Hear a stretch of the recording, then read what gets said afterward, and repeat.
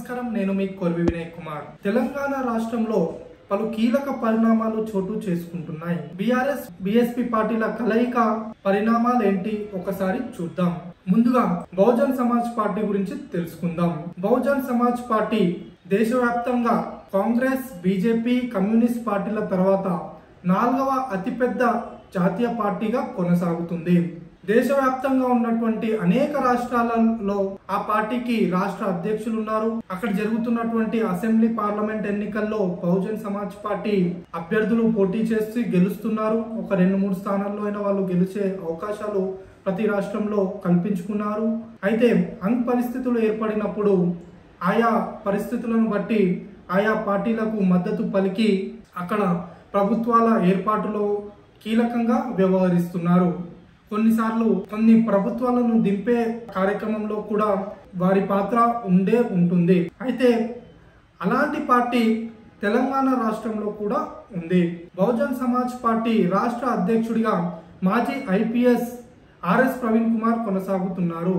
ఆయన గడీల పాలనలో తాను పని చేయలేనని చెబుతూ గత ప్రభుత్వమైనటువంటి బీఆర్ఎస్ ప్రభుత్వంలో నుంచి బయటకు వచ్చేసి బహుజన్ సమాజ్ పార్టీలో చేరడం జరిగింది. అనంతరం ఆయన ఆ పార్టీకి రాష్ట్ర అధ్యక్షుడి కూడా అయ్యారు. ఆ తర్వాత జరిగినటువంటి 2023 అసెంబ్లీ ఎన్నికల్లో ఆయనతో పాటు 107 నియోజకవర్గాల్లో పోటీ చేయడం జరిగింది. అయితే 107 స్థానాల్లో పోటీ చేసినటువంటి బహుజన్ సమాజ్ పార్టీకి కొన్ని ఛాలెంజెస్ కూడా ఎదురయ్యాయి. కొన్ని ఆరోపణలు కూడా ఆ పార్టీపై వచ్చాయి. అదేంటంటే, మొదటిది, కొన్ని చోట్ల బహుజన్ సమాజ్ పార్టీ అభ్యర్థుల నామినేషన్లు తిరస్కరించబడ్డాయి. అయితే అవి కావాలని చేయబడ్డాయన్న ఆరోపణలు ఉన్నాయి. అంతేకాకుండా కొన్ని చోట్ల కాంగ్రెస్ పార్టీ అభ్యర్థులకు మేలు జరిగే విధంగా బహుజన్ సమాజ్ పార్టీ అభ్యర్థులు తమ నామినేషన్లను విత్డ్రా చేసుకున్నారు అన్న ఆరోపణలు కూడా ఉన్నాయి. ఉదాహరణకు కోమటిరెడ్డి బ్రదర్స్ పోటీ చేసినటువంటి మునుగోడు, అలానే నల్గొండ నియోజకవర్గంలోని బీఎస్పీ అభ్యర్థులు తమ నామినేషన్లను విత్డ్రా చేసుకున్నారు. అయితే వారిని సస్పెండ్ చేయాల్సిన బహుజన్ సమాజ్ పార్టీ ఇప్పటి వరకు సస్పెండ్ చేయకుండా తిరిగి వారికే నియోజకవర్గ ఇన్ఛార్జ్ బాధ్యతలను కూడా అప్పచెప్పడం జరిగింది. దీంతో బహుజన్ సమాజ్ పార్టీ కొన్ని చోట్ల బీఆర్ఎస్ పార్టీకి, మరికొన్ని చోట్ల కాంగ్రెస్ పార్టీకి తొత్తులుగా వ్యవహరిస్తుందన్న ఆరోపణలు తీవ్ర స్థాయిలో వచ్చాయి. అయితే వాటికి తెర దించుతూ ఆర్ఎస్ ప్రవీణ్ కుమార్ ఎవరైతే బీఎస్పీ పార్టీ చీఫ్ గా ఉన్నారో ఆయన బీఆర్ఎస్ పార్టీతో కలుస్తున్నట్లు బీఆర్ఎస్ పార్టీ అధినేత కేసీఆర్ తో కలిసి ప్రెస్ మీట్ పెట్టడం జరిగింది. ఈ ప్రెస్ మీట్ లో వారిద్దరూ కూడా మాట్లాడుతూ భారతీయ జనతా పార్టీ తెలంగాణ రాష్ట్రంలో ఎదగకుండా చేయడమే తమ లక్ష్యమని, వారు వస్తే మత కలహాలు జరుగుతాయని చెబుతూ 2 పార్టీల మధ్య భావ సారూప్యత ఉన్నందున 2 పార్టీలు కూడా సెక్యులర్ పార్టీలు కనుక ఈ 2 పార్టీలు రాబోయేటువంటి పార్లమెంట్ ఎన్నికల్లో కలిసి పోటీ చేస్తాయని వారు తెలపడం జరిగింది. ఈ క్రమంలో కేసీఆర్ మాట్లాడుతూ తాము కొన్ని స్థానాల్లో పోటీ చేస్తామని, కొన్ని స్థానాలను బహుజన్ సమాజ్ పార్టీకి కూడా కేటాయిస్తామని ఆయన తెలపడం జరిగింది. అయితే ఇప్పటికే ఆర్ఎస్ ప్రవీణ్ కుమార్ తాను నాగర్ కర్నూల్ పార్లమెంట్ స్థానం నుంచి పోటీ చేస్తానని ప్రకటించడంతో ఆ స్థానాన్ని బీఆర్ఎస్ పార్టీ బహుజన్ సమాజ్ పార్టీకి కేటాయించే అవకాశాలు కనబడుతున్నాయి. అంతేకాకుండా మరొకటి లేదంటే 2 స్థానాలను బీఎస్పీ పార్టీకి ఇచ్చే అవకాశాలు కూడా లేకపోలేదు. కాగా ఇప్పటికే 4 స్థానాలకు బీఆర్ఎస్ పార్టీ తమ అభ్యర్థులను ప్రకటించింది. అలానే మహబూబ్ నగర్ కి కూడా తాజాగా తమ సిట్టింగ్ ఎంపీగా ఉన్నటువంటి మన్నే శ్రీనివాస్ రెడ్డిని తమ అభ్యర్థిగా ప్రకటించింది. దీంతో ఇప్పటికే 5 స్థానాలకు ఆ పార్టీ అభ్యర్థులను ప్రకటించింది. అయితే మిగిలినటువంటి 12 స్థానాల్లో 2 లేదా 3 స్థానాలు బహుజన్ సమాజ్ పార్టీకి కేటాయించే అవకాశాలు కనబడుతున్నాయి.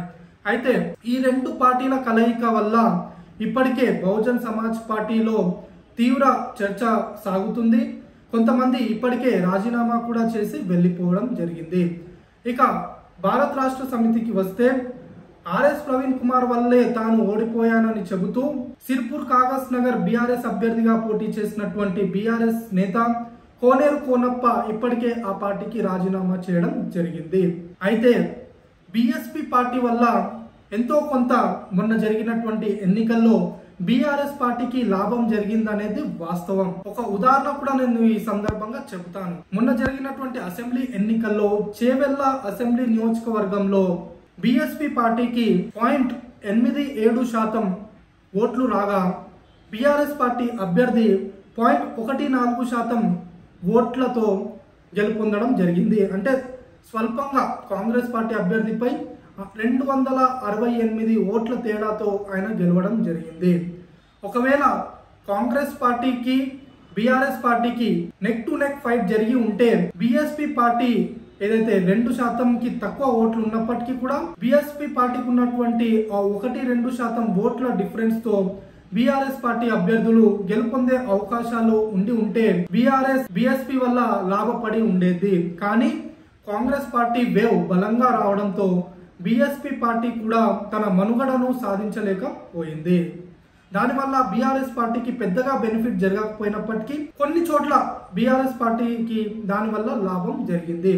అయితే సిర్పూర్ కాగజ్ నగర్ లో ఆర్ఎస్ ప్రవీణ్ కుమార్ వల్ల బీజేపీ అభ్యర్థి పాల్వాయ్ హరీష్ బాబు గెలవడం జరిగింది. అయితే ఇదంతా కనుక మనం చూసుకున్నట్లయితే ఎంతో కొంత తెలంగాణ ఎన్నికల్లో బీఎస్పీ పార్టీ తన ప్రభావాన్ని చూపిందనే చెప్పాలి. అయితే అలాంటి ప్రభావం ఉన్నటువంటి పార్టీతో కేసీఆర్ కలవడం నిజంగా ఒక తీవ్ర చర్చనీయాంశం అయ్యే అంశమే అని చెప్పుకోవాలి. అయితే ఈ రెండు పార్టీల వల్ల ఎవరికి లాభం ఎవరికి నష్టం అనేది చూసుకున్నట్లయితే బీఎస్పీ పార్టీ ప్రస్తుతం తెలంగాణ రాష్ట్రంలో ఎదగాలని ప్రయత్నిస్తుంది. కానీ ఆ పార్టీకి పెద్దగా పట్టు చిక్కట్లేదు. బీఆర్ఎస్ పార్టీ గురించి చెప్పినట్లయితే ప్రస్తుతం తెలంగాణ రాష్ట్రంలో కాంగ్రెస్ పార్టీ అధికారంలో ఉండడంతో అటు ఇండియా కూటమిలో చేరే పరిస్థితులు లేవు. ఇక బీజేపీతో కలిసి ఎన్డీఏలోకి వెళ్దామంటే బీజేపీ పార్టీ తెలంగాణ రాష్ట్రంలో ఎదగాలని భావిస్తున్న నేపథ్యంలో బీఆర్ఎస్ స్థానాన్ని తాము కైవసం చేసుకోవాలని బీజేపీ భావిస్తుంది. ఈ నేపథ్యంలో బీఆర్ఎస్ పార్టీని ఎన్డీఏలోకి రాకుండా వారు కట్టడి చేయడం జరిగింది. దీంతో ఆప్షన్ లేక కేసీఆర్ 4వ అతిపెద్ద జాతీయ పార్టీగా ఉన్నటువంటి బీఎస్పీతో ఆయన ముందుకెళ్లడం జరిగింది. అయితే రెండు పార్టీలకు గెలిచే అవకాశాలు తక్కువగా ఉన్నప్పటికీ కూడా ఎంతో కొంత గడిల పాలన దొరల పాలన అంటూ విమర్శలు వచ్చిన నేపథ్యంలో కేసీఆర్ తాను బహుజనవాదిని అని చెప్పుకోవడానికి ఈ పొత్తు ఉపయోగపడే అవకాశాలు మెండుగా ఉన్నాయని చెప్పుకోవాలి. దీనివల్ల ఎంతో కొంత బీఎస్పీ బలపడుతుంది. అలానే బీఆర్ఎస్ పార్టీ కూడా తన పైన ఉన్నటువంటి ముద్రను చెరిపేసే ఒక కార్యక్రమం జరిగే అవకాశం కూడా ఉంది. అయితే కొంతమంది మేధావులు అలానే రెండు పార్టీల నాయకులు ఈ పొత్తును అంగీకరించే పరిస్థితిలో లేనప్పటికీ ఈ పొత్తు వల్ల రెండు రాజకీయ పార్టీలకు కొన్ని రాజకీయ లక్ష్యాలు నెరవేరే అవకాశాలు మెండుగా కనబడుతున్నాయి. అయితే రాబోయే రోజుల్లో రెండు పార్టీలు ఎన్ని స్థానాల్లో పోటీ చేస్తాయి మనం వేచి చూడాలి. అయితే గెలిచే అవకాశాలు అయితే పెద్దగా లేవు. కానీ ఎంతో కొంత గెలుపోటములను శాసించే స్థాయిలో ఈ పొత్తు నిలిచే అవకాశాలు కనబడుతున్నాయి. ధన్యవాదాలు.